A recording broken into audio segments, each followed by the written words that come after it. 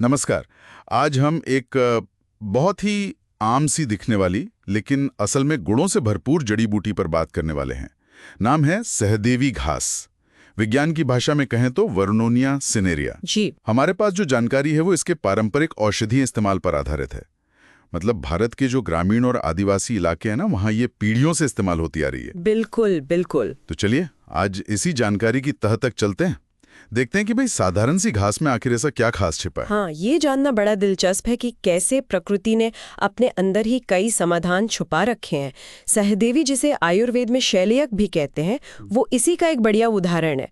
मतलब जो चीज इतनी आसानी से मिल जाती है वो भी कितनी पावरफुल हो सकती है। सही कहा। अच्छा, सबसे पहले बात करते हैं इसके सबसे जाने पहचाने गुण की, बुखार कम करना। जानकारी कहती है कि यह वात पित्त दोष को शांत करती है, पर क्या ये किसी खास तरह के बुखार में ज्यादा असरदार मानी जाती है? हाँ, पारंपरिक तौर पर देखें तो मलेरिया और जो वायरल बुखार होते हैं उनमें इसका काढ़ा बना के देने का जिक्र मिलता है। इसका ये जो एंटीपायरेटिक गुण है, मतलब बुखार कम करने वाला असर, वो काफी महत्वपूर्ण माना गया है। और बुखार के साथ साथ अक्सर सांस की दिक्कतें भी हो जाती हैं, जैसे खांसी या बलगम। क्या उसमें भी ये कुछ मदद करती है? हाँ बिल्कुल, इस तरफ भी संकेत मिलते हैं। जैसे अस्थमा है, खांसी है या सीने में बलगम जमा हो गया हो, उसको निकालने में इसे सहायक बताया गया है। शायद इसमें एक्सपेक्टोरेंट गुण है, मतलब कफ निकालने वाले। अच्छा, तो ये तो हुई शरीर के अंदर की बात। बाहरी तौर पर जैसे स्किन प्रॉब्लम्स के लिए उसका कोई जिक्र है? हाँ हाँ बिल्कुल है। जैसे फोड़े फुंसी हो गए या खुजली है, दाद है, ऐसी दिक्कतों पर इसकी पत्तियां और जड़ों का लेप लगाने की बात कही गई है। लगता है इसमें कुछ स्किन प्यूरिफाइंग प्रॉपर्टीज भी हैं। इंटरेस्टिंग। त्वचा से आगे बढ़ें तो पाचन तंत्र। आजकल पेट की समस्याएं तो बहुत ही आम है। सही कहा आपने। और जानकारी के हिसाब से ये पाचन सुधारने में भी मददगार है। जैसे अपच है, पेट फूलना, ब्लोटिंग जिसे कहते हैं, या कब्ज। इन स्थितियों में राहत दे सकती है। इसके बीजों में तो हल्के रेचक यानी लैक्सेटिव गुण भी बताए गए हैं। ओके।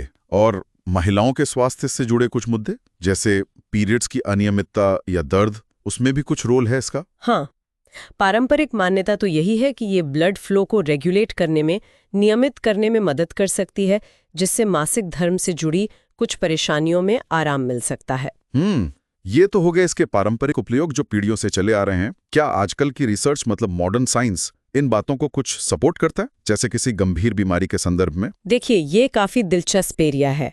कुछ शुरुआती रिसर्च, बहुत अर्ली स्टेज पर हैं ये सब, पर वो इशारा करती हैं कि वर्नोनिया सिनेरिया में शायद ऐसे तत्व हों जो कैंसर सेल्स की ग्रोथ, उनकी बढ़ोतरी को रोकने में सक्षम हो सकते हैं। ओह। पर हाँ, ये अभी शोध का ही विषय है।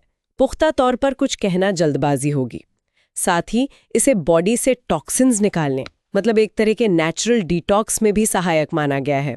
और एक बात जिसने मुझे सच में चौंका दिया वो ये कि इसे स्मोकिंग और तंबाकू की लत छुड़ाने में भी इस्तेमाल किया जाता रहा है। क्या वाकई? हाँ, पारंपरिक ज्ञान तो यही कहता है।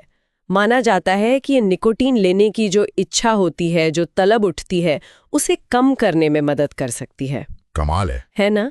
ये दिखाता है कि एक ही पौधा कितने अलग अलग तरीकों से असरदार हो सकता है। तो इन सब अलग अलग फायदों के पीछे मतलब पौधे में ऐसा क्या है जो ये सब करता है?